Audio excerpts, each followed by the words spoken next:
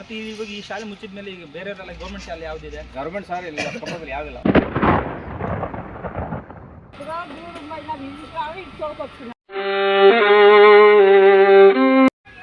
Government ಶಾಲೆ government ಶಾಲೆ ಕಟ್ಟಬೇಕಂತ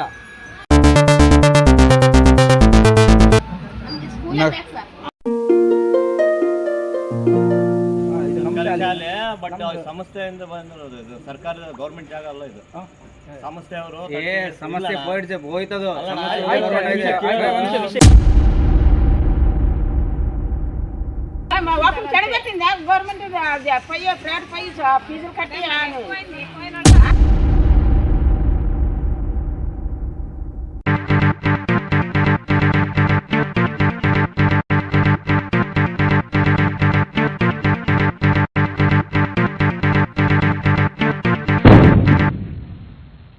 ಎಲ್ರಿಗೂ ನಮಸ್ಕಾರ ಸ್ನೇಹಿತರೆ, ನನ್ನ ಹೆಸರು ಜಯಸೂರಿ ಅಂತ. ನಾನು SFIನ ವಿಜಯನಗರ ಜಿಲ್ಲಾ ಪ್ರೆಸಿಡೆಂಟ್ ಮಾತಾಡ್ತಿದ್ದೀನಿ.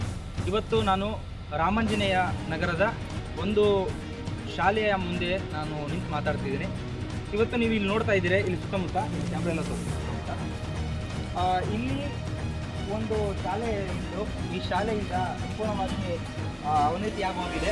ಆದರೆ ಈ ಶಾಲೆಗೋಸ್ಕರ ಈ ನಗರದ ತುಂಬ ಜನ ಲೀಡರ್ಸು, ಈ ಶಾಲೆಯಲ್ಲಿ ಓದಿ ಹೋಗಿರುವಂತಹ ಎಷ್ಟೋ ಜನ ವಿದ್ಯಾರ್ಥಿಗಳು ಇವತ್ತು ಈ ಶಾಲೆ ಉಳಿವಿಗೋಸ್ಕರ ತುಂಬ ದೊಡ್ಡ ಮಟ್ಟದಲ್ಲಿ ಹೋರಾಟಗಳನ್ನ ಮಾಡ್ತಾ ಇದ್ದಾರೆ. ಆದರೆ ಇವತ್ತಿನ ಈ ಶಾಲೆಯ ಉಳಿವಿಗೋಸ್ಕರ ಯಾವ ಅಧಿಕಾರಿಗಳು ಅಥವಾ ಇಲ್ಲಿರುವಂಥ ಯಾವುದೇ ರಾಜಕೀಯ ವ್ಯಕ್ತಿಗಳು ಕೂಡ ಕೆಲಸ ಮಾಡ್ತಾ ಇಲ್ಲ. ಇಲ್ಲಿ ನೀವು ನೋಡ್ಬೋದು, ಇವತ್ತು ಈ ಶಾಲೆ ಹೆಸರು ಕೂಡ ಏನಿದೆ, ಈ ಶಾಲೆ ಹೆಸರು SMP SV ಎಂಬ ಒಂದು ಹಿರಿಯ ಪ್ರಾಥಮಿಕ ಶಾಲೆ ಇದು. ಈ ಒಂದು ಹಿರಿಯ ಪ್ರಾಥಮಿಕ ಶಾಲೆಯಲ್ಲಿ ತುಂಬ ಜನ ವಿದ್ಯಾರ್ಥಿಗಳು ಓದಿ ಹೋಗಿದ್ದಾರೆ. ಇಲ್ಲಿ ಓದಿ ಹೋಗಿರುವಂಥ ಶಾಲೆ ಇಲ್ಲಿ ಸುತ್ತಮುತ್ತ ಇರುವಂಥ ಎಲ್ಲ ಜನರಿಗೂ ಕೂಡ ಒಂದು ಆಸರೆ ಆಗಿತ್ತು. ಆದರೆ ಇವತ್ತು ಈ ಶಾಲೆ ಹೇಳೋಕ್ಕೆ ಹೆಸರಿಲ್ಲದೆ ಇರುವಂಥ ರೀತಿಯಲ್ಲಿ ಆಗೋಗಿದೆ. ಇಲ್ಲಿ ನೋಡಿ, ಇಲ್ಲಿ ಇಷ್ಟೊಂದು ಕಟ್ಟಡಗಳಿದ್ದಾವೆ. ಇಷ್ಟೊಂದು ಕಟ್ಟಡಗಳಿಗೆ ನಾವು ಪುನರ್ಚೇತನ ಕೊಡ್ಬೋದು. ಇವತ್ತು ಎಷ್ಟೋ ಜನ ಬಡವರು ಅವರ ಶಿಕ್ಷಣವನ್ನು ಪಡ್ಕೊಳ್ಳೋದಕ್ಕೆ ಇಲ್ಲಿ ಪ್ರೈವೇಟ್ ಶಾಲೆಗಳನ್ನು ಅವಲಂಬನೆ ಆಗಿದ್ದಾರೆ. ಇವತ್ತು ಬೇರೆ ಬೇರೆ ಪ್ರೈವೇಟ್ ಶಾಲೆಗಳಿಗೆ ಅವಲಂಬನೆ ಆಗಿರುವಂಥ ಕಾರಣ ಏನಪ್ಪ ಅಂದರೆ, ಇಲ್ಲಿ ಸರ್ಕಾರಿ ಶಾಲೆ ಇಲ್ಲ ಅನ್ನೋದಕ್ಕೋಸ್ಕರ.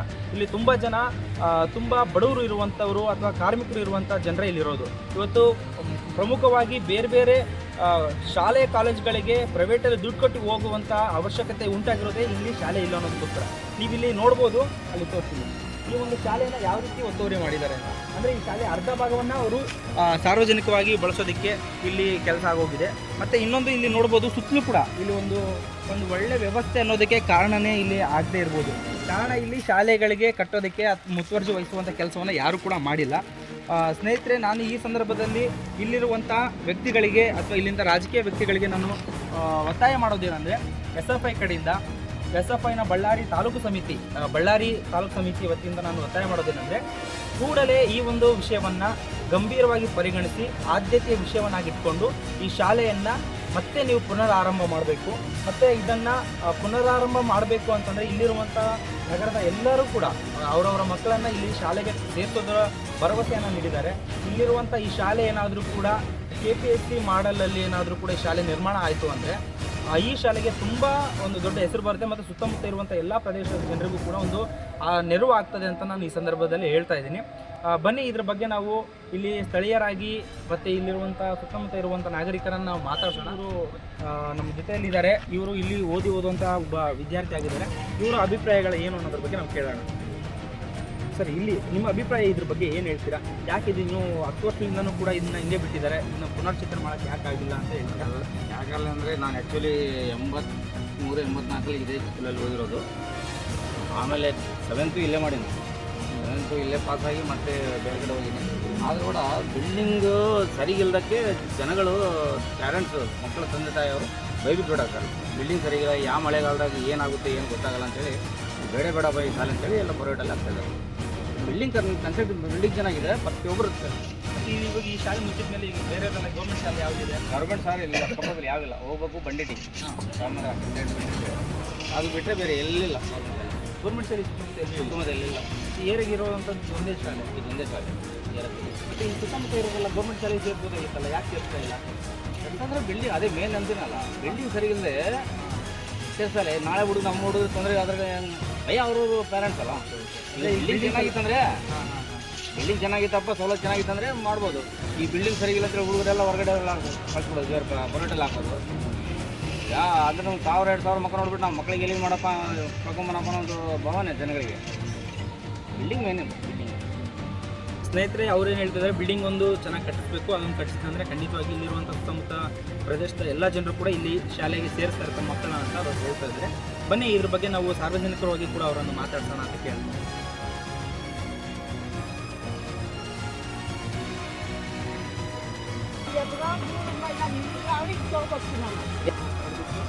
ಬಗ್ಗೆ ನಾವು ಕಲೆಕ್ಟ್ ಮಾಡಕ್ಕೆ ಹೋಗ್ತಾ ಇದ್ದೀವಿ. ಯಾರು ಕೂಡ ಇವತ್ತು ಸರ್ಕಾರಿ ಶಾಲೆಗಳನ್ನು ಉಳಿಸೋದಕ್ಕೆ ಕೆಲಸ ಮಾಡ್ತಾ ಇಲ್ಲ. ಸರ್ಕಾರಿ ಶಾಲೆಗಳನ್ನು ಉಳಿಸೋದು ನಮ್ಮೆಲ್ಲರ ಜವಾಬ್ದಾರಿ ಆಗಬೇಕು. ಸೊ ಹಾಗಾಗಿ ನಾನು ಇವತ್ತು ನಮ್ಮ ಬಳ್ಳಾರಿಯಲ್ಲಿರುವಂಥ ಈ ಒಂದು ನಗರದ ಶಾಲೆಯನ್ನು ಉಳಿಸೋದಕ್ಕೆ ನಮ್ಮೆಲ್ಲ ಪ್ರಯತ್ನ ಮಾಡ್ತಾ ಇದ್ದೀನಿ. ನೋಡೋಣ ಇವತ್ತು ಎಲ್ಲರ ಅಭಿಪ್ರಾಯ ಏನು ಅಂತ. ಗೌರ್ಮೆಂಟ್ ಶಾಲೆ ಗೌರ್ಮೆಂಟ್ ಶಾಲೆ ಕಟ್ಟಬೇಕಂತ. ಅದೇ ಬಡವರಿಗೆ ಗೌರ್ಮೆಂಟ್ ಶಾಲೆ ಕಟ್ಟಿಸ್ಬೇಕು ಅಂತ ಹೊಸದಾಗಿ ಮತ್ತೆ. ಸರಿ ಅಮ್ಮ, ಕಟ್ಬೇಕಲ್ವಾ? ಒಂದು 10-15 ನಿಮಿಷ ಅಥವಾ ಅರ್ಧ ಗಂಟೆ ಆದಮೇಲೆ ಒಂದು ಮೀಟಿಂಗ್ ಮಾಡ್ತಾರೆ. ನೀವು ಇಲ್ಲಿ ಸೇರ್ಕೊಂತೀರಾ? ಹಾಂ ಸರ್. ಶಾಲೆ ಮತ್ತೆ ಅದಕ್ಕೆ ನಿಲ್ಲಿಸ್ಬಿಟ್ಟಿದ್ದಾರೆ. ಅದು ಮತ್ತೆ ಶುರು ಮಾಡಬೇಕು ಅಂತ ಅನ್ಕೊಂಡು ನಾವು ಕೇಳ್ತೀವಿ. ಗೌರ್ಮೆಂಟ್ ಶಾಲೆ ಕಟ್ಟಿಸ್ಬೇಕಂತ ನಿಮ್ಮ ಅಭಿಪ್ರಾಯ ಇದೆ? ನೀವು ಕೆಲಸ ಮಾಡ್ತಿದ್ರಾ ಅಲ್ಲಿ? ಹಾಂ ಇಲ್ಲ, ಬಿಲ್ಡಿಂಗ್ನು ಸರಿಗಿಲ್ಲ. ಅವಾಗ ಬಿಲ್ಡಿಂಗ್ ಈಗ ನಮ್ಗೆ ಏನಂದ್ರೆ ಕನ್ನಡ ಮೇಡಮ್ ಅಂತೂ ನಮ್ಗೊಂದು ಬೇಕೇ ಬೇಕು. ಎಲ್ಲ ಸೌಕರ್ಯ ಅಂದ್ರೆ ಯಾರು ಬರ್ತಾರೆ ಸರ್ ಇಲ್ಲಿ? ಅದೇಮ್ಮ ಒಂದು ಲೆಟರ್ ರೆಡಿ ಮಾಡ್ತೀವಿ ನಾಳೆ ನಾವ್ದ ಎಲ್ಲ ಸೈನ್ ಮಾಡ್ತೀರಿ. 2-3 ಪೇಜ್ ಆಗಲಿ ಎಲ್ಲ ಸೈನ್ ಮಾಡಿ ನಮ್ಗೆ ಸ್ಕೂಲ್ ಬೇಕೇ ಬೇಕಂತೇಳಿ. ಈ ಸ್ಕೂಲ್ ಅಮ್ಮ ಇದು ಕಟ್ತಾರಂತೆ. ಯಾವ್ದು ಕರೆಕ್ಟ್ ನೀವು ಹೇಳ್ಬೇಕು ನಮ್ಗೆ. ಅದು ಬೇಡಪ್ಪ, ಸಮಾಧಾನ ಲೈಬ್ರರಿ ಫಂಕ್ಷನ್ ಹಾಲು ಏನು ಮಾಡಿ ಫಂಕ್ಷನ್ ಹಾಲ್ ತಗೊಂಡು ಅವೆಲ್ಲ ದೊಡ್ಡ ದೊಡ್ಡ ಶ್ರೀಮಂತರಿಗೆ ಅವ್ನು ಬೇಕಾಗಿಲ್ಲ. ಮನೆ ಮುಂದೆ ಛತ್ರ ಹಾಕೊಂಡು ಮುಂದೆ ಮಾಡ್ಕೊಂಡು ನೋಡಿದೇನಲ್ಲ. ಅದು ಸ್ಕೂಲ್ ಇದ್ರೆ ಹುಡುಗರಿಗೆ ಮುಂದೆ ಅನುಕೂಲ ಆಗುತ್ತೆ. ಗೌರ್ಮೆಂಟ್ ಸ್ಕೂಲ್ ಪ್ರತಿಯೊಬ್ಬರು ಎಲ್ಲ ಒಂದೇ ಮಾತಾಡ ಸರ್. ಎಲ್ಲರೂ ಒಂದೇ ಮಾತಾಡಲ್ಲ. ಇದೇ ಸ್ಕೂಲ್ನಾಗ ಆಯಾ ಕೆಲಸ ಮಾಡೋದು. ಹೌದು, ಆಯಾ ಕೆಲಸ ಮಾಡಲಿಕ್ಕೆ 20 ವರ್ಷ ಇವಾಗ ಮಾಡಕ್ಕ 3 ಸೇರು ಅಕ್ಕಿ ಮಾಡಿಲ್ಲ. ನಮ್ಮ ಎಲ್ಲರೂ ನಮ್ಮ ಸ್ಟೇಟ್ಮೆಂಟ್ ತಗೊಂಡ್ರೆ ಸಾಕಾಗ್ಬಿಡುತ್ತೆ.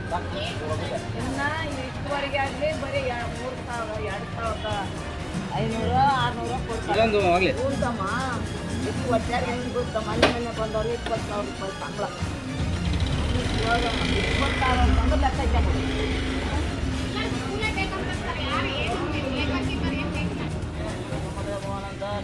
ಅಂತ ಯಾವುದೋ ಲೈಬ್ರರಿ ಅಂತೆಲ್ಲ ಮಾಡ್ತಿದ್ದೆ. ಡಿಗ್ರಿ ಮನೆ ಕೊಟ್ಟ. ಆ್ಯಕ್ಚುಲಿ 83-82 ನಾನೇ ಓದಿದ್ದು ಈ ಸ್ಕೂಲ್ನಲ್ಲಿ. ನಾನು ರಾಮಂಜನೆ ಎಲ್ಲ ನಾನು ಇದೇ ಓದಿದ್ದೆ. ನಮಗೆ ಸ್ಕೂಲ್ ಬೇಕಂತ ನಾವು ಹೋರಾಟ ಮಾಡ್ತೀವಿ. ಮತ್ತು ನೀವೆಲ್ಲ ಸಪೋರ್ಟ್ ಇರಬೇಕು ಸ್ಕೂಲ್ ಬೇಕಂತೇಳಿ. ಒಂದು ಮೀಟಿಂಗ್ ಮಾಡ್ತಾರಾ ಸ್ವಲ್ಪ ಎಲ್ಲ ತುಂಬ ದೂರ ಇರೋದಕ್ಕೆ ಅನುಕೂಲ ಆಗುತ್ತೆ. ಮತ್ತು ಈಗ ನೋಡಿ, ಇವತ್ತು ಈ ಪ್ರೆಸೆಂಟಲ್ಲಿ 4,000 ಶಾಲೆಗಳನ್ನು ಅಲ್ಲಿ ಓದೋದು, ಅಲ್ಲಿ ಟೀಚರ್ಸು, ಅಲ್ಲಿರೋ ಮಕ್ಕಳದು ಅಥವಾ ಸುತ್ತಮುತ್ತ ಇರೋ ಪ್ರದೇಶದ್ದು ಎಲ್ಲ ಅರ್ಥ ಮಾಡ್ಕೋಬೇಕು. ಹಾಗಾಗಿ ಒಂದು ಅರ್ಧ ಗಂಟೆ ಆದಮೇಲೆ ಮೀಟಿಂಗ್ ಮಾಡ್ತಾರೆ. ಲೆಟ್ರ್ ಕೂಡ ಜಾಯ್ನ್ ಆದರೆ ಬೇಕಾದ್ರೆ ನಾಳೆನೇ ಒಂದು ಲೆಟ್ರ್ ಕೊಡೋಣ ನಾವು. ನಾವು ಬೇಕಾದ್ರೆ ಇನ್ನೊಂದು ಥರ ಕರಿತೀವಿ. ಈ ಒಣಗಿ ಹೋಗೋಣ ಸ್ಕೂಲ್ ಹಿಂದಗಡೆ ಸ್ಕೂಲ್ ಹಿಂದಗಡೆ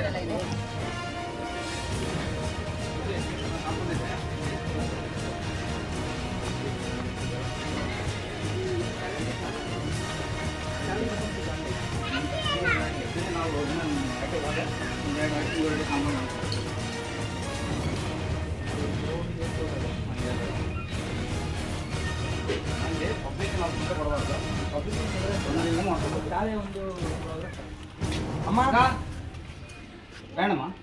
ఇది స్కూలు గవర్నమెంట్ స్కూల్ చేయాలనే వచ్చినారు అందరూ. పిల్లలకి గవర్నమెంట్ స్కూల్ ఉన్న కావాలా వద్దు? ఇప్పుడు కొత్త వచ్చినాయి కదా హైఫై స్కూల్ మంచివి, అట్లా చేయాలని డీసీ మేము ఇస్తున్నారు. మళ్ళీ మీరే అభిప్రాయం ఏమే? స్కూల్ వద్దా కావాలా? ಅಲ್ಲಿ ಹೇಳಮ್ಮ ನೀವು. ಇವಾಗ ನಿಮ್ಮ ಫ್ಯೂಚರ್ ಮುಗೀತು, ನಮ್ಮ ಮಕ್ಕಳ ಫ್ಯೂಚರ್ ನೋಡ್ಬೇಕು ನಾವು. ಯಾಕಂದರೆ ಈ ಸುತ್ತಮುತ್ತ ಗೌರ್ಮೆಂಟ್ ಸ್ಕೂಲ್ ಯಾವೂ ಇಲ್ಲ, ಎಲ್ಲೆಲ್ಲಿಲ್ಲ. 1.5 ಕಿಲೋಮೀಟರ್ ಬೆಂಡೆಟ್ ಹೋಗ್ಬೇಕು, 3 ಕಿಲೋಮೀಟರ್ ಗೌತಮ್ ನಗರ ಆ ಕಡೆ ಹೋಗ್ಬೇಕು, 1 ಕಿಲೋಮೀಟರ್ ಸಂಜೆ ಸ್ಕೂಲ್ ಪ್ರೈವೇಟ್, ಅದು ಪ್ರೈವೇಟೇ, ದುಡ್ಡು ಕಟ್ಟೆ ಮಾಡೋದು. ಇದು ಗೌರ್ಮೆಂಟ್ ಸ್ಕೂಲ್. ಈ ಗೌರ್ಮೆಂಟ್ ಸ್ಕೂಲ್ ನಾವು ಉಳಿಸ್ಕೊಂಬನ ಜಾಗನ. ಹಾಂ, ಅದು ಅಂಗನವಾಡಿ ಮಾಡ್ತಾರೆ. ಯಾವುದಿಲ್ಲ ನಮ್ಮ ಇದು ಗೌರ್ಮೆಂಟ್ ಸ್ಕೂಲ್ 7-8ನೇ ಕ್ಲಾಸ್ ಮಟ್ಟ ಇದೆ, ಪ್ರೈಮರಿ ಸ್ಕೂಲ್ ಇದೆ, ಪ್ರಾಥಮಿಕ ಶಾಲೆ. ಈ ಹಿರಿಯ ಪ್ರಾಥಮಿಕ ಶಾಲೆಗೆ ಬೆಳಿಬೇಕು. ಈಗ ತುಂಬ ಇದ್ದಂಥರದ್ದು ದುಡ್ಡು ಕಟ್ಟಿ ಹೋಗ್ತಾರೆ. ಈಗ ಅವ್ರನ್ನಂತೂ ನಾವು ಹೋಗಬೇಡಿ ಹೋಗಿ ಅನ್ನೋಕ್ಕಾಗಲ್ಲ. ಬಟ್ ಇರೋರ್ಗಾದ್ರೂ ಕೂಡ ಅದು ಅನುಕೂಲ ಆಗಿ ಅಲ್ವಾ. ಇದು ಸರ್ಕಾರಿ ಜಾಗ, ಸರ್ಕಾರಿ ಶಾಲೆ, ಅದು ಇರೋರಿಗೆ ಓದ್ಕೊಂತಾರೆ. ಹಂಗೆ ಸೇರಿಸ್ಬೇಕಾಗಿರೋದು ನಮ್ಮ ಮುತುವರ್ಜಿ. ಅವ್ರು ಸೇರಿಸಿದ್ರು ಕೂಡ ಅದು ಶಾಲೆಗೆ ಬೆಳಿಬೇಕು. ಅದಕ್ಕೆ ಒಂದು ಮೀಟಿಂಗ್ ಮಾಡ್ತಾರೆ. ನಿಮ್ಮ ಅಭಿಪ್ರಾಯ ಒಂದು ಅರ್ಧ ಗಂಟೆ ಮೀಟಿಂಗ್ ಮಾಡ್ತಾರೆ. ನೀವು ಕೂಡ ಬಂದು ಜಾಯ್ನ್ ಆಗಿ. అదే అంటున్నాక ఈ పాత బిల్డింగ్ లో ఎవరు 10 మంది టీచర్ పెట్టగానే ఎవరు ఎందుకంటే బిల్డింగ్ చూసి ఎవరు తెలిపారు. బిల్డింగ్ హైఫై బాగుంటే టీచర్ ఉంటే అందరూ వస్తారు. బాగుంది స్కూల్ అనేది అదే. ಈಗ ನೀವು ಅಲ್ಲಿ ಮೀಟಿಂಗ್ ಮಾಡ್ತಾರಮ್ಮ, అర్ధ గంటకి ఇక్కడ ముందర స్కూల్ అర్ధ గంట రండి అందరూ. ಗೌರ್ಮೆಂಟ್ ಶಾಲೆ ಮಾಡಬೇಕು ಅಂತ ಇದೆ, ಮತ್ತೆ ಸ್ಟಾರ್ಟ್ ಮಾಡಬೇಕು.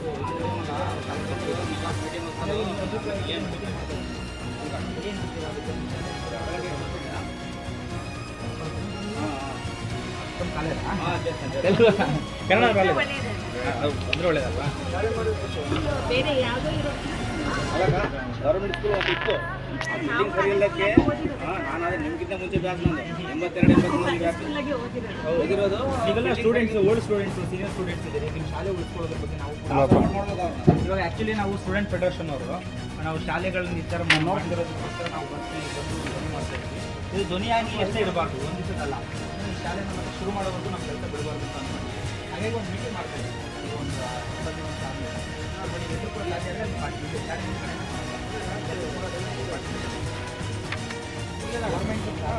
ಗೌರ್ಮೆಂಟ್ ಶಾಲೆ ಅಲ್ಲ. ಹೌದು, ಗೌರ್ಮೆಂಟ್ ಶಾಲೆ ಆಗಿ ಇರಬೇಕು ಅಂತಂದು ಈಗ ಎಸ್ಎಫ್ಐನವರೆಲ್ಲ ನಾವು ಡಿಪೆಂಡ್ ಮಾಡ್ತೀವಿ. ಯಾಕಂದರೆ ಇವಾಗ ಇಲ್ಲಿ ಸುತ್ತಮುತ್ತವರೆಲ್ಲನೂ ಕೂಡ ಪ್ರೈವೇಟ್ ಶಾಲೆಗಳಿಗೆ ಹೋಗ್ತಾ ಇದ್ದಾರೆ. ಹೌದೌದು. ಪ್ರೈವೇಟ್ ಶಾಲೆಗೆ ಹೋಗೋದ್ರಿಂದ ಇಲ್ಲಿ ತುಂಬ ಜನ ಹುಡುಗರಿಗೆ ಐದು ಫೀಸು ಜಾಸ್ತಿ ಫೀಸ್ ಆಗುತ್ತೆ, ಮತ್ತು ದೂರ ಆಗುತ್ತೆ. ಹೌದು. ಹಾಗಾಗಿ ಸುತ್ತ ಇರುವಂಥ ಇಲ್ಲಿ ಜಾಗನೇ ಸರಿಯಾಗಿ ಮಾಡಬೇಕು ಅಂತ ನಾವು ಗೌರ್ಮೆಂಟಿಗೆ ಡಿಮ್ಯಾಂಡ್ ಮಾಡ್ತೀವಿ. ಪಬ್ಲಿಕ್ ಆಗಿ ನೀವೆಲ್ಲರೂ ಕೂಡ ಅದಕ್ಕೆ ಸಪೋರ್ಟ್ ಮಾಡಬೇಕು. ನೀವು ಇದೇ ಶಾಲೆಯಲ್ಲಿ ಹೋಗಿರೋದಾ? ಆ್ಯಕ್ಚುಲಿ ನೀವು ಇದಕ್ಕೆ ನೀವು ನಮಗಿಂತ ಜಾಸ್ತಿ ಮುಖ್ಯವಾಗಿ ನೀವು ನಿಮ್ಮ ಶಾಲೆ ಉಳಿಸ್ಬೇಕಾಗಿರೋದು. ಬಟ್ ಇದು ನಮ್ಮ ಸರ್ಕಾರಿ ಶಾಲೆ, ಇದು ನಮ್ಮ ಶಾಲೆ. ಬಟ್ ಸಮಸ್ಯೆಯಿಂದ ಬಂದಿರೋದು ಇದು. ಸರ್ಕಾರ ಗೌರ್ಮೆಂಟ್ ಜಾಗ ಅಲ್ಲ ಇದು. ಸಮಸ್ಯೆ ಅವರು ಸಮಸ್ಯೆ ಹೋಯ್ತದು. 30 ವರ್ಷ ಲೀಸ್ ತಗೊಂಡಿದ್ರು. 30 ವರ್ಷ ಮುಗಿದೋಯ್ತು. ಗೌರ್ಮೆಂಟ್ ಲ್ಯಾಂಡ್ ಆಗಿರ್ತದೆ. Government land. ಗೌರ್ಮೆಂಟ್ ಏನಂತಾರ, ನೋಡಪ್ಪ ಒಂದು ಸಮುದಾಯ ಭವನ ಮಾಡ್ಬೋದು, ಒಂದು ಪಾರ್ಕನ್ನ ಮಾಡ್ಬೋದು, ಒಂದು ಹಾಸ್ಪಿಟಲ್ ಮಾಡ್ಬೋದು ಅಂತ ಹೇಳೋದು. ಮತ್ತು ಎಲ್ಲರೂ ಇದು ಆಲೋಚನೆ ಮಾಡಿ ಹೇಳ್ತೀವಿ ಅಂತ ಹೇಳಾರೆ. ಇನ್ನು ಫೈನಲ್ ಆಗಿಲ್ಲ. ಒಳ್ಳೆ ಕಾಂಪೌಂಡ್ ಒಂದು ಕಟ್ಟಾರೆ, ಇನ್ನು ಎಲ್ಲ ಡೆಮಾಲಿಷ್ ಮಾಡ್ತಾರಂತೆ. ಈಗ ಅದು ಸರ್ಕಾರಿ ಜಾಗ ಅಲ್ವಾ? ಈಗ ಸರ್ಕಾರಿ ಜಾಗ. ಈಗ ಸರ್ಕಾರಿ ಜಾಗ ಆಗಿದೆ. ಈಗ ಇದಕ್ಕೂ ಮುಂಚೆ ಇದು ಶಾಲೆಯಾಗಿ ಇತ್ತು. ಸೊ ಈಗ ಇಲ್ಲಿರುವಂಥ ಮಕ್ಕಳಿಗೆ ಈ ಶಾಲೆ ಬಿಟ್ಟರೆ ಬೇರೆ ಯಾವ ಶಾಲೆ ಇದೆ? ಇಲ್ಲಿ ಗೌರ್ಮೆಂಟ್ ಶಾಲೆ ಇಲ್ಲೇ ಬಂಡೆಟೆಲ್ಲೋ ಮತ್ತೆ ಗೌರ್ಮೆಂಟ್ ಅಲ್ಲ, ಇಲ್ಲಿ ಸುತ್ತಮುತ್ತ ಇಲ್ಲಿ ಹತ್ರ ಇರುವಂಥ ಯಾವುದು ಹತ್ತಿರ ಇರುವ ಶಾಲೆ. ಸೊ ಈಗ ನೋಡಿ, ನೀವು ಹೇಳ್ತಿರೋದೇನಿದೆ, ಓಕೆ, ಅವರು ಎಸ್ಟಿಮೇಷನು ಕಾರ್ಪೊರೇಷನ್ ಯಾವಾಗಲೂ ಕೂಡ ಅವರಿಗೆ ಲಾಭ. ನಾವು ಜನರ ಪರವಾಗಿ ಮಾತಾಡಬೇಕು, ಬಡವರು ಪರವಾಗಿ ಮಾತಾಡಬೇಕು. ಈಗ ಎಲ್ಲರೂ ಕೂಡ ಅಷ್ಟೊಂದು ಫೀಸ್ ಕಟ್ಟಿ ಪ್ರೈವೇಟ್ ಶಾಲೆಗೆ ಹೋಗೋಷ್ಟು ಇದಿಲ್ಲ. ಹೌದಾ? ಹಾಗಾಗಿ ಇಲ್ಲಿರುವಂಥ ಬೇರೆಯವ್ರಿಗಾದ್ರೂ ಯೂಸ್ ಆಗಲಿ, ಮಕ್ಕಳಿಗೆ ಅದು ಎಜುಕೇಷನ್ ಇವತ್ತು ಎಲ್ಲ ಬಡವರಿಗೂ ಬೇಕಾಗಿರುವಂಥ ಒಂದು ಎಲ್ಲರಿಗೂ ಬೇಕಾಗಿರೋ ಹೌದಾ? ಆಗಿರ್ಬೇಕಾದ್ರೆ ಇಲ್ಲಿ ಸಮುದಾಯ ಭವನನ ಕಟ್ಟಿದಿಂದ ಅಥವಾ ಆಸ್ಪತ್ರೆ ಕಟ್ಟೋದಕ್ಕೆ ಬೇರೆ ಬೇರೆ ಜಾಗ ಇರ್ತವೆ. ಆದರೆ ಈ ಸರ್ಕಾರಿ ಶಾಲೆ ಉಳಿಯೋದಕ್ಕೆ ಬೇರೆ ಜಾಗ ಎಲ್ಲಾದರೂ ಇದೆಯಾ? ಇಲ್ಲ. ಬೇರೆ ಯಾವ್ದು ಜಾಗ ಇದ್ದರೆ ಬೇಕಾದ್ರೆ ಇದನ್ನ ಕಟ್ಬೋದು, ಇದನ್ನು ಬೇರೆ ಕಡೆ ಜಾಗ ಇಲ್ಲ. ಸೊ ಹಾಗಾಗಿ ಮತ್ತೆ ಇದನ್ನು ನಾವು ಸರ್ಕಾರಿ ಶಾಲೆಯನ್ನು ಮಾಡಬೇಕು ಅಂತ ನಾವು. ಹೌದಾ? ಈಗ ನಿಮ್ಮ ಅಭಿಪ್ರಾಯ ಪ್ರಕಾರ ನೀವು ಅವ್ರು ಹೇಳೋದನ್ನ ನೀವು ಹೇಳಿರ್ಬೋದು. ಆದರೆ ನೀವು ಓದಿರುವಂಥ ಶಾಲೆ ಬೇರೆ ಯಾರಿಗೂ ಕೂಡ ಈ ಶಾಲೆ ಬಿಟ್ಟು ಬೇರೆ ಜಾಗ ಇಲ್ಲ ಅಂತಂದರೆ ಇದನ್ನು ಮತ್ತೆ ನಾವು KPSC ಮಾದರಿ ಶಾಲೆ ಮಾಡಬೇಕು ಅಂತ ನಮ್ಮ ಡಿಮ್ಯಾಂಡ್ ಇದೆ. ಪಬ್ಲಿಕ್ಕಾಗಿ ನೀವು ಸಪೋರ್ಟ್ ಮಾಡಬೇಕು, ಹೌದಲ್ವಾ? ಸೊ ನೀವೆಲ್ಲರೂ ಕೂಡ ಇದು ಸಪೋರ್ಟ್ ಮಾಡಿ ಒಂದು 10 ನಿಮಿಷ ಆದಮೇಲೆ ಇಲ್ಲಿ ಮೀಟಿಂಗ್ ಮಾಡ್ತೀವಿ. ನೀವೆಲ್ಲರೂ ಕೂಡ ಅಲ್ಲಿ ಬನ್ನಿ. ನಿಮ್ಮ ಅಭಿಪ್ರಾಯ ಏನಂತೀರಾ? ಶಾಲೆಗಳು ಮಾಡಿಸ್ಬೇಕಾ ಬೇಡವಾ? ಹುಡುಗರಿಗೆ ಬೇಸಿಕ್ ಹೌದಲ್ವಾ? ಗೌರ್ಮೆಂಟ್ ಶಾಲೆ ಈಗ ಏನಾದರೂ KPSC ಶಾಲೆಗಳು ನೋಡಿರ್ತಾರೆ, ತುಂಬ ಹೈಟೆಕ್ ಆಗಿ ಮಾಡಿರ್ತಾರೆ. ಕಾಫಿ ಇದೇನಾದರೆ ಪ್ರೈವೇಟ್ ಶಾಲೆಗೆ ಕಾಂಪಿಟೇಷನ್ ಕೊಡುವಂಥ ಶಾಲೆಗಳಾಗಿ ಸರ್ಕಾರಿ ಶಾಲೆಗಳು ಮಾಡ್ತಾರೆ. ಆ ಥರ ಶಾಲೆಗಳನ್ನ ಶುರು ಮಾಡಬೇಕಂತ ಅನ್ಕೊಂಡು ನೀವು ಕೂಡ ಸ್ವಲ್ಪ ಧ್ಯಾನ ಹಾಕೋದು.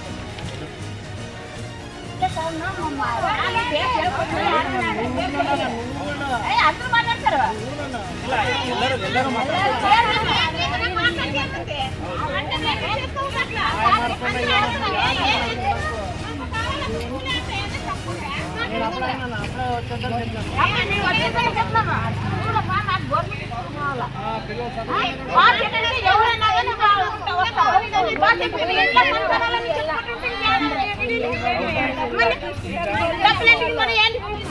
ಮಕ್ಕಳು ಕಡಿಬೇಕಿಂದ ಗೌರ್ಮೆಂಟ್ ಫೀಸ್ ಕಟ್ಟಿ ಅದನ್ನೇ ನಾನು ಅಲ್ಲಿ ఉంటారా ಫೀಸ್ ಸಾಕಲ್ಲೇ ఉంటారా ಇಲ್ಲ ಇವಾಗ ನನ್ನ ಹೆಸರು ಜಯಸೂರ್ಯ ಅಂತ.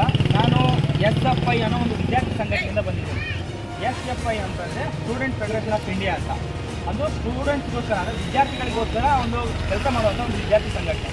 ಇವತ್ತು ಇಡೀ ರಾಜ್ಯದಲ್ಲಿ ಈ ಸಂದರ್ಭದಲ್ಲೂ ಕೂಡ 4200 ಶಾಲೆಗಳನ್ನು ವಿಲೀನದ ಹೆಸರಲ್ಲಿ ಶಾಲೆಗಳನ್ನು ಮುಚ್ತಾ ಇದ್ದಾರೆ. ಈ ಶಾಲೆಗಳನ್ನು ಮುಚ್ಚಿರುವಂಥ ಕೆಲಸಗಳನ್ನು ಇವತ್ತು ರಾಜ್ಯ ಸರ್ಕಾರ ಮಾಡ್ತಾ ಇದೆ. ಸೊ ಇದನ್ನು ನಾವು ಖಂಡಿಸ್ತೀವಿ. ಯಾಕಪ್ಪ ಅಂದರೆ ಇವತ್ತು ನಾವೆಲ್ಲರೂ ಕೂಡ ಸರ್ಕಾರಿ ಶಾಲೆಗಳಿಗೆ ತಮ್ಮ ಮಕ್ಕಳನ್ನು ಸೇರಿಸ್ಬಿಟ್ಟು ನಮ್ಮ ಮಕ್ಕಳ ವಿದ್ಯಾಭ್ಯಾಸವನ್ನು ಪಡಿತಾ ಇದ್ದೀವಿ. ಇವತ್ತು ಈ ಒಂದು ಶಾಲೆ ಏನಿದೆಯಲ್ಲ, ಈ ಒಂದು ಸರ್ಕಾರಿ ಹಿರಿಯ ಪ್ರಾಥಮಿಕ ಶಾಲೆ ಸುಮಾರು 10 ವರ್ಷಗಳಿಂದನೂ ಕೂಡ ಇದೇ ರೀತಿಯಾಗಿ ಯಾವುದೇ ದಾಖಲಾತಿಗಳಿದ್ದಂಗೆ ಅದರ ರೆಕಾರ್ಡಿಗಾದರೂ ಶಾಲೆಗೆ ಅಡ್ಮಿಷನ್ ಆಗಲಾರ್ದಂಗೆ, ಶಾಲೆಗೆ ಮಕ್ಕಳು ಬರಲಾರ್ದಂಗೆ, ಇದು ಶಾಲೆ ಬಿಲ್ಡಿಂಗ್ ಏನಾದರೂ ಕಟ್ಟಲಾರ್ದಂಗೆ ಈ ಶಾಲೆನ ಮುಚ್ಚಾಕಿದ್ದಾರೆ. ಇವತ್ತು ಆ ಒಂದು ಮುಚ್ಚಾಕಿರುವಂಥ ಜಾಗಕ್ಕೆ ಬೇರೆ ಏನೋ ಒಂದು ಆಯೋಜನೆ ಮಾಡಿರ್ಬೋದು ಅಥವಾ ಯೋಜನೆಯನ್ನು ಮಾಡ್ಕೊಂಡಿರ್ಬೋದು. ಆದರೆ ಇವತ್ತು ಈ ಸರ್ಕಾರಿ ಶಾಲೆಯನ್ನು ಬಿಟ್ಟರೆ ಬೇರೆ ಯಾವುದಾದ್ರೂ ಕೂಡ ಇದಕ್ಕೆ ಆಲ್ಟರ್ನೇಟಿವ್ ಆಗಿ, ಇದಕ್ಕೆ ಪರ್ಯಾಯವಾಗಿ ಯಾವುದಾದ್ರೂ ಒಂದು ಶಾಲೆ ಇದೆ ಅಂತ ಅಂದು ಅವರು ತೋರಿಸಿದ್ರೆ ಆ ಶಾಲೆಗೆ ನಮ್ಮ ಮಕ್ಕಳನ್ನು ಸೇರಿಸ್ತೀವಿ. ಈ ಶಾಲೆ ಜಾಗವನ್ನು ಅವ್ರು ಏನು ಬೇಕಾದರೂ ಮಾಡ್ಕೊಳ್ಳಿ. ಈ ಶಾಲೆ ಜಾಗವನ್ನು ಬಿಟ್ಟರೆ ಬೇರೆ ಕಡೆ ಎಲ್ಲಾದರೂ ಜಾಗ ಇದೆಯಾ?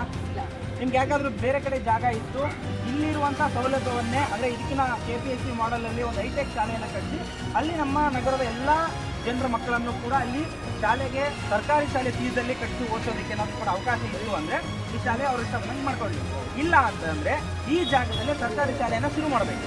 ಈ ಸರ್ಕಾರಿ ಶಾಲೆಯನ್ನು ಹೈಟೆಕ್ ರೀತಿಯಲ್ಲಿ ಮಾಡಿಬಿಟ್ಟು ಇವತ್ತು ಖಾಸಗಿ ಶಾಲೆಗೆ ನಮ್ಮ ಮಕ್ಕಳನ್ನ ಏನು ಕಳಿಸ್ತಾ ಇದ್ದೀವಲ್ಲ, ಈ ಶಾಲೆಗೆ ಹೋಗ್ತಿರುವಂಥ ಮಕ್ಕಳನ್ನು ವಾಪಸ್ ತಂದು ಇದೇ ಶಾಲೆ ನೀವು ಕಟ್ತೀನಿ ಅಂತ ನೀವೆಲ್ಲರೂ ಒಪ್ಪಿಗೆ ಕೊಟ್ಟು ನೀವೆಲ್ಲರೂ ಕೂಡ ಮಾಡಿಕೊಡ್ತಾರೆ. ಈ ಶಾಲೆಯನ್ನು ಕಟ್ಟುವಂಥ ಜವಾಬ್ದಾರಿಯನ್ನು ನೀವೆಲ್ಲರೂ ಕೂಡ ಒಪ್ಕೋಬೇಕು. ಇವತ್ತು ನೀವೆಲ್ಲರೂ ಕೂಡ ಕೇಳಿದರೆ ಮಾತ್ರ ಇವತ್ತು ಸರ್ಕಾರಗಳು ಕೆಲಸ ಮಾಡ್ತವೆ. ಸರ್ಕಾರಕ್ಕೋಸ್ಕರ ಇದಕ್ಕೋಸ್ಕರ ಕೋಟಿ ರೊಕ್ಕವನ್ನು ಇಟ್ಟಿದ್ದಾರೆ. ಕೋಟಿ ರೊಕ್ಕವನ್ನು ಈ ಥರ ಸರ್ಕಾರಿ ಶಾಲೆಯನ್ನು ಉತ್ತೇಜನ ಮಾಡೋಕ್ಕೋಸ್ಕರ ಇಟ್ಟಿದ್ದಾರೆ. ಇಲ್ಲಿ ಸರಿಸುಮಾರು ಒಂದು 100 ಜನ ಶಾಲೆಯಲ್ಲಿ ಈ ಶಾಲೆ ಸೇರೋಕ್ಕಾಗಲ್ವಾ? 100 ಇಲ್ಲಾಂದ್ರೂ ಕೂಡ ಒಂದು 75 ಜನ ಶಾಲೆ ಸೇರೋಕ್ಕಾಗಲ್ವಾ? ಈಗ ಅದೇ ನಾನು ಹೇಳ್ತಾ ಇರೋದು. ಈಗ ನಾನು 1ನೇ ತರಗತಿ 7ನೇ ತರಗತಿ ಹಿರಿಯ ಪ್ರಾಥಮಿಕ ಶಾಲೆ ಅಂತ ಇಲ್ಲಿ ಶುರು ಮಾಡಿದ್ದೆ. ಮಿನಿಮಮ್ 75ರಿಂದ 100 ಜನ ಶಾಲೆ ಈ ಥರ ಓದ್ತಾ ಇರುವಂಥ ಒಂದೊಂದು ಸೆಕ್ಷನಲ್ಲಿ 30 ಜನ ವಿದ್ಯಾರ್ಥಿಗಳನ್ನು ಇಟ್ಕೋಬೇಕು. ಆ ಥರ ಶಾಲೆಯನ್ನು ನಾವು ಶುರು ಮಾಡಿದ್ನಂದರೆ ನೀವೆಲ್ಲರೂ ಕೂಡ ಮಕ್ಕಳನ್ನು ನೀವು ಸೇರಿಸ್ಬೇಕು. ಮೊದಲನೇದಾಗಿ ನೀವು ಸೇರಿಸ್ಬೇಕು. ಈಗ ಅದನ್ನ ಸೇರಿಸ್ಬೇಕಪ್ಪ ಅಂದ್ರೆ ಮೊದಲು ಈ ಶಾಲೆ ಸರಿ ಆಗ್ಬೇಕು, ಹೌದಲ್ವಾ? ಈ ಶಾಲೆ ಶುರುವಾಗಿ ಸರಿ ಆತಂದ್ರೆ ಇಲ್ಲಿ ಹೈಟೆಕ್ ಮಾದರಿಯ ಶಾಲೆ ನಿರ್ಮಾಣ ಆಯ್ತಂದ್ರೆ ಅಲ್ಲಿ ನಾವು ನಮ್ಮ ಮಕ್ಕಳನ್ನ ಸೇರಿಸೋದಕ್ಕೆ ಅನುವು ಆಗ್ತದೆ. ಇವಾಗ ನಾನು ಹೋಗಿ ಶಾಲೆನ ವಿಸಿಟ್ ಮಾಡಿದೆ. ಇದು ನನಗೆ ಇದಕ್ಕೂ ಮುಂಚೆ ನಾವು ಒಂದು ಲೆಟರ್ ಕೊಟ್ಟಿದ್ವಿ. ಇದಕ್ಕೂ ಮುಂಚೆ ಒಂದು ದೊಡ್ಡ ಮಟ್ಟದಲ್ಲಿ ಹೋರಾಟ ನಡೆದಾಗ ಕೂಡ ಅಲ್ಲಿ ನಾನು ಭಾಗವಹಿಸಿದ್ದೆ. ನಾನು ಆಗ ಭಾಗವಹಿಸಿದ ನಂತರದಲ್ಲಿ ಇಲ್ಲಿರುವಂಥ ಶಾಲೆ ವಾತಾವರಣವನ್ನು ಅಬ್ಸರ್ವ್ ಮಾಡಿದ್ದೆ. ಇವಾಗ ಮತ್ತೊಂದು ಸಲ ಬಂದಿದ್ದೆ ಫೀಲ್ಡಾಗಿ ವರ್ಕ್ ಮಾಡ್ತಾ ಇದ್ದೀನಿ. ನೀವೆಲ್ಲರೂ ಕೂಡ ಇದನ್ನ ಅರ್ಥ ಮಾಡಿಕೊಂಡು ನಾಳೆ ಜಿಲ್ಲಾಧಿಕಾರಿಗಳಿಗೆ ಒಂದು ಮನವಿ ಪತ್ರ ಕೊಡಬೇಕು. ಮತ್ತು ಜಿಲ್ಲಾಧಿಕಾರಿಗಳ ಅವರಿಗೆ ಮನವಿ ಪತ್ರ ಕೊಡೋದಲ್ಲದೆ ಇದನ್ನು ನಿರಂತರವಾಗಿ ಹೋರಾಟ ಇಡಬೇಕು. ಇವತ್ತು ಎಷ್ಟೋ ಜನಕ್ಕೆ ಈ ಶಾಲೆ ಅವಶ್ಯಕತೆ ಇಲ್ಲದೆ ಇರ್ಬೋದು, ಆದರೆ ತುಂಬ ಜನಕ್ಕೆ ಅಂದರೆ ಇಲ್ಲಿರುವಂಥ ಬಹುತೇಕ ಜನರಿಗೆ ಈ ಶಾಲೆ ಅವಶ್ಯಕತೆ ಇದೆ. ಯಾಕಂದರೆ ಪ್ರೈವೇಟ್ ಶಾಲೆಗಳಿಗೆ 30,000 ರೂಪಾಯಿ 40,000 ರೂಪಾಯಿ ಫೀಸ್ ಕಟ್ಟಿ ಓದಿಸೋದಕ್ಕೆ ಇಲ್ಲಿರುವಂಥ ಕಾರ್ಮಿಕರ ಕೈಯಲ್ಲಿ ಆಗಲ್ಲ. ನಿಮ್ಮ ಕೈಯಲ್ಲಿ ಯಾರಿಗೂ ಕೂಡ ಇಲ್ಲಿ ಆ ಸಾಧ್ಯತೆ ಇಲ್ಲ ಅನ್ನೋದಕ್ಕೋಸ್ಕರ ಈ ಶಾಲೆ ಉಳಿಬೇಕು. ಹಾಗಾಗಿ ಈ ಜಾಗದಲ್ಲಿ ಇದೇ ಶಾಲೆಯನ್ನೇ ಮಾಡಬೇಕು, ಸರ್ಕಾರಿ ಶಾಲೆಯನ್ನೇ ಮಾಡಬೇಕು ಅಂತ ನಾವು ಒತ್ತಾಯ ಮಾಡ್ತಾ ಇದ್ದೀವಿ. ನಿಮ್ಗೆಲ್ರಿಗೂ ಕೂಡ ಒಪ್ಪಿಗೆ ಇದೆ ಅಲ್ವಾ? ಹೌದಮ್ಮ. ಈಗ ಇದನ್ನ ನೀವೆಲ್ಲರೂ ಕೂಡ ಇಡೀ ನಿಮ್ಮ ಏರಿಯಾದಲ್ಲಿರುವಂಥ ಎಲ್ಲ ಜನರನ್ನು ಸೇರಿಸ್ಕೊಂಡು ಇಲ್ಲೊಂದು ನಾಳೆ ಒಂದು ಪ್ರತಿಭಟನೆ ಮಾಡಿ ಜಿಲ್ಲಾಧಿಕಾರಿಗಳು ಮನವಿ ಪತ್ರ ಕೊಡಬೇಕು. ಇವತ್ತು ವಿದ್ಯಾರ್ಥಿಗಳಾಗಿ ನಾವು ಹೋರಾಟ ಮಾಡ್ತಾ ಇದ್ದೀವಿ. ಇವತ್ತು ಶಾಲೆ ಅಂತಂದಾಗ ವಿದ್ಯಾರ್ಥಿಗಳು ನಾವು ಮುಖ್ಯ. ಈ ವಿದ್ಯಾರ್ಥಿಗಳು ಈ ಶಾಲೆಯ ಪರವಾಗಿ ನಾವು ಮಾತಾಡ್ತಿದ್ದೀವಿ ಅಂದರೆ ವಿದ್ಯಾರ್ಥಿ ಪೋಷಕರಾಗಿ ನೀವು ಕೂಡ ಅದ್ರ ಬಗ್ಗೆ ಮಾತಾಡಬೇಕು. ಹಾಗಾಗಿ ಶಾಲೆ ಮಕ್ಕಳು ಕೂಡ ಭಾಳ ಮುಖ್ಯವಾಗಿ ಬರ್ತಾರೆ. 1ನೇ ಕ್ಲಾಸಿಂದ ಎಷ್ಟು ಜನ ಶಾಲೆ ಓದೋ ಹುಡುಗರಿದ್ದಾರೆ ಅವರೆಲ್ಲರೂ ಕೂಡ ನಾಳೆ ಮಕ್ಕಳನ್ನು ಕರ್ಕೊಂಡು ನೀವು ಜವಾಬ್ದಾರಿಯಿಂದ ಮಕ್ಕಳನ್ನು ಕರ್ಕೊಂಡು ಶಾಲೆ ಮುಂದೆ ನಿಂತ್ಕೊಳ್ಳಿ. ಒಂದು ಟೈಮ್ ಅಂತ ನಿಮ್ಗೆಲ್ಲರೂ ಅನುಕೂಲ ಆಗಬೇಕಿದ್ರೆ ನಾವು 15 ಗಂಟೆ ಹೆಚ್ಚಿಗೆ ಆಗಲಿ ಪರವಾಗಿಲ್ಲ. ನಾನು ಒಂದು 2 ತಾಸು ಬೇಕಾದ್ರೆ ಈ ಶಾಲೆಗೋಸ್ಕರ ಇರ್ತೀನಿ. ಒಂದು ಜವಾಬ್ದಾರಿ ಇರೋದು ನಮ್ಮ ಸರ್ಕಾರಿ ಶಾಲೆ. ಇವತ್ತು ಸರ್ಕಾರದ್ದು ಏನಿದೆ ನಾವು ಪ್ರಶ್ನೆ ಮಾಡಿ ಕೇಳ್ಬೋದು. ಅದೇ ಪ್ರೈವೇಟ್ಗೆ ಆದರೆ ಸ್ಕೂಲೇ ಆಗಬೇಕು. ಹಾಗಾಗಿ ನೀವೆಲ್ಲರೂ ಕೂಡ ಇದನ್ನ ಜವಾಬ್ದಾರಿಯಿಂದ ನೀವು ಆ ಕೆಲಸವನ್ನು ಮಾಡಬೇಕಮ್ಮ. ಹಾಗಾಗಿ ನೀವೆಲ್ಲರೂ ಕೂಡ ನಾಳೆ ಟೈಮಿಂಗ್ ಎಷ್ಟು ಗಂಟೆಗೆ ಹೇಳ್ತೀವಿ ನಾನು ಅಷ್ಟು ಗಂಟೆಗೆ ಬರ್ತೀನಿ. ಮತ್ತು ನಾಳೆ ಜಿಲ್ಲಾಧಿಕಾರಿಗಳಿಗೂ ಒಂದು ಮನವಿ ಪತ್ರ ಕೊಟ್ಟು ಬರ್ತೀನಿ. ನಾವು ಒಂದು ಟೈಮ್ ಹೇಳ್ಬಿಡ್ರಮ್ಮ, ನಾನು ಅದೇ ಟೈಮಿಗೆ ಬರ್ತೀನಿ. ಎಲ್ಲ 2 ಗಂಟೆಯಿಂದ ನಾವು 4 ಗಂಟೆವರೆಗೂ ಕಾಯ್ಬೋದಾ? 2 ಗಂಟೆಯಿಂದ 4 ಗಂಟೆವರೆಗೂ ಸರ್. 2 ಗಂಟೆಯಿಂದ ನಾವು 2:15 ಅನ್ಕೊಂಡು ನಾನು ಬಿಟ್ಟಿದ್ರೆ 2 ಗಂಟೆ ಅಷ್ಟೊತ್ತಿಗೆ ಎಲ್ಲರೂ ಕೂಡ ಸೇರಬೇಕು.